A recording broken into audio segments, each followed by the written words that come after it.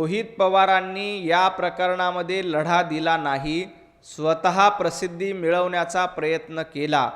अजितदादांचा वारसा आपल्याकडेच मिळावा यासाठी रोहित पवार हे प्रयत्नशील आहेत आणि त्यासाठी अजितदादांच्या विमान अपघाता प्रकरणामध्ये जाणीवपूर्वक रोज उठून पत्रकार परिषद घेण्याचं काम रोहित पवार यांच्या माध्यमातून केलं जातंय। आज संजय राऊतांनी असा दावा केला की रोहित पवार आणि संजय राऊत हे एकमेकांना भेटणार आहेत। संजय राऊत यांना गुरु करण्याचं काम रोहित पवार यांनी केलंय। जसं रोज सकाळी उठून संजय राऊत आपला भोंगा वाजवतात, आपल्याकडे काहीही पुरावे नसताना आरोप करतात, अगदी त्यांचं शिष्यत्व घेण्याचं काम रोहित पवार यांनी केलंय। रोज उठायचं, PPT प्रेझेंटेशन द्यायचं, हा रोहित पवार यांचा धंदा झालाय। त्यामुळं ते हे प्रसिद्धीसाठी करतायत का, हा आमचा सवाल आहे।